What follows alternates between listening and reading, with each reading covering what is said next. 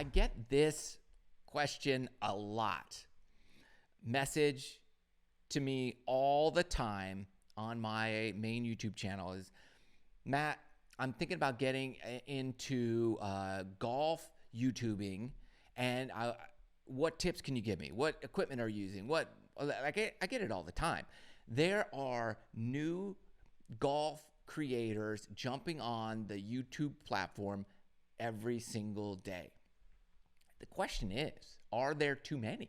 Are there too many YouTubers, golf YouTubers, clogging up the airways? And is it making it just like all of a sudden, like, what are we doing? Like, what is this right? Is this wrong? Do we need that many? What are we doing? So, what do you guys think? Are there too many golf creators on YouTube? Personally, like, I like it.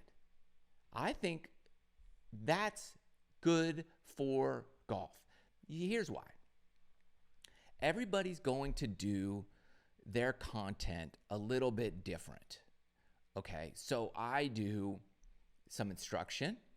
I have a unique way of delivering instruction that I think not only works the best, but it's also engaging and entertaining. So I do that. I also do some other, a lot of product reviews, because there's so many products out there. I want to be able to inform people of what's good, what's bad, and what's just generally out there for that you may or may not know about. This could help. This might not help. This helps some people. Just because I don't use a product doesn't mean it's no good. It means that maybe I just don't need that product. There's products that I was like, oh, I'll never review this product because I would never use that. But then the vast majority of people might benefit from that. Just because I wouldn't doesn't mean it's no good. So I've kind of removed myself from that aspect. There are products that I turn down reviewing a lot because I get it, and I tell people, like, they want me to review it. I'm like, all right, send me the thing, no guarantees. And I look over that and I use it. And I'm like, this is no good. This is no good. There's many products like that. And I tell them, I'm like, hey, I can't in good conscience. Like I'm going to have to give it. This is the review I'm going to have to give it. If you're okay with that, cool. And they're like, all right, well, just pass. Okay, cool. And then other times I just start turning down more and more products being offered to me because I would rather just go buy it and then give it my real review, because I want people to know what I think. Like, this is no good. Don't buy this. This doesn't help. This will help this tiny segment of people. This will just help nobody. Or instead of buying this, here's something for 50 cents that works way better. Save your money. So I like to be able to have that freedom to be able to do that.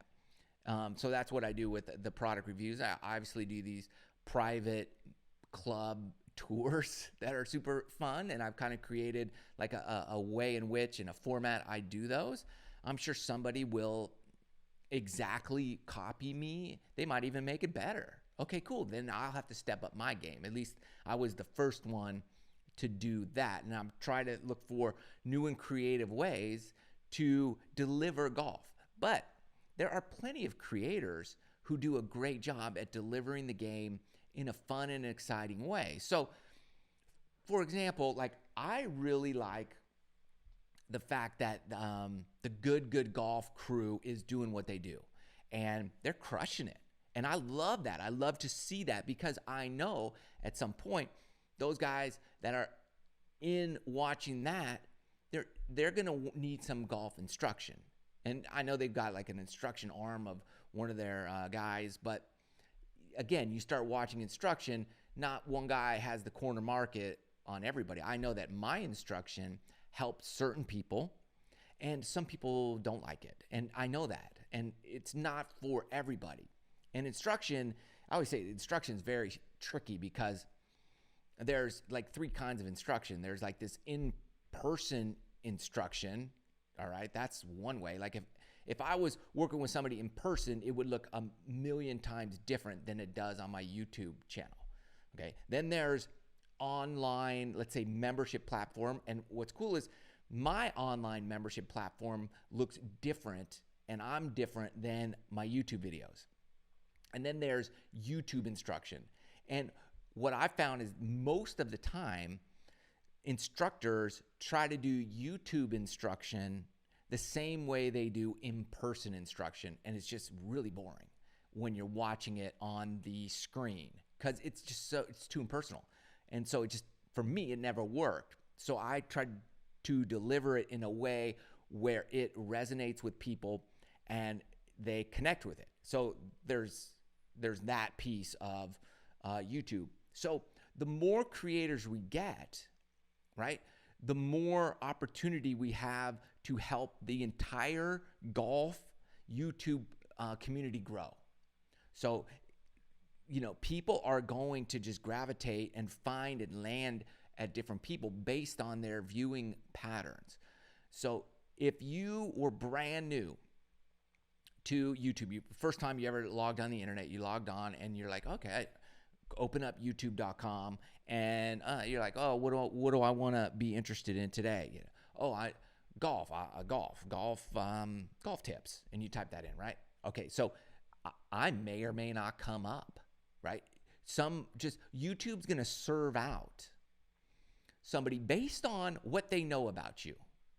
And believe me, they know a lot about you. So it may or may not be me. But what happens is the more golf creators there are, right? Now YouTube and its algorithm is able to give you as a new person on the platform something to watch. Or if you watch, let's say you're just into gardening all day and then all of a sudden for the first time ever you golf, well, they're like, oh, okay, based on gardening and now he likes golf, we're going to give him this guy. And so there might be the perfect guy for you to help you with your game. And that could lead you to me or to wherever. But the more there are, the more opportunity there is for all of us to grow.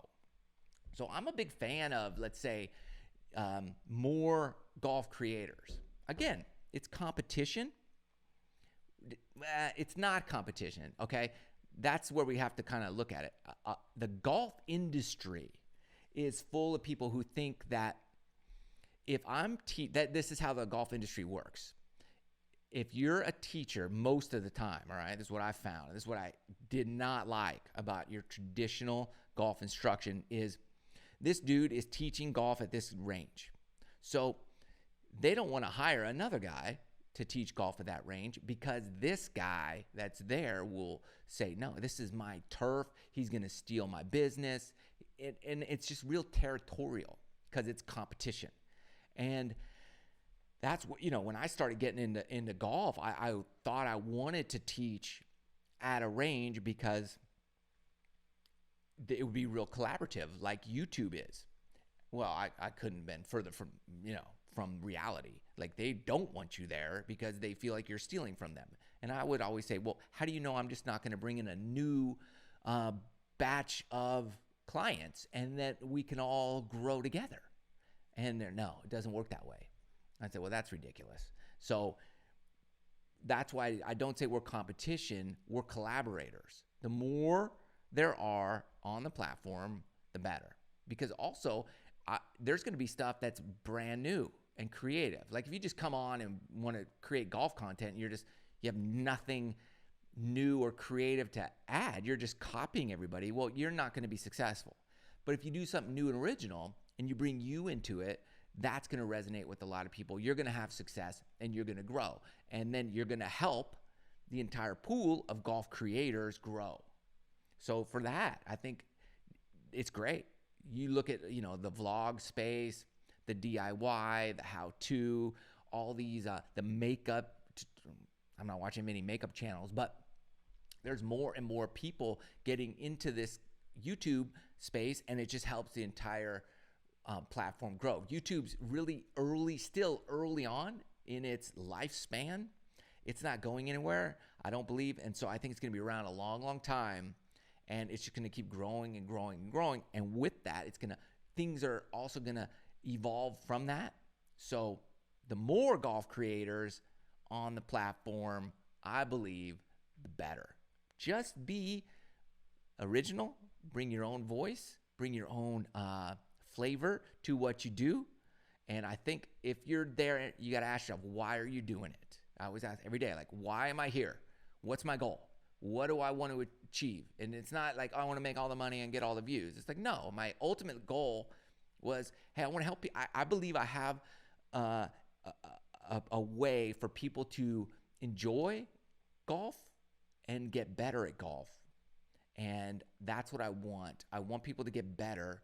And I believe I can help them do that in a very simple way that's faster than many other ways. So that's why I do what I do every day. It's like, okay, this video will help these people improve in an area that I know they struggle in. And that's why I do it.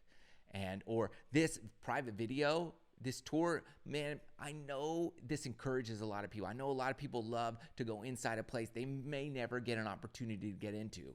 And I know when I was younger and just getting involved in golf, I was like, man, I'll never be in one of those places. And so if I could have seen it like this, it would have motivated me to be like, all right, so I got to figure that out one day. So that's why I do what I do. And the more, the merrier. And good luck to everybody. Let me know what you think. Comment below.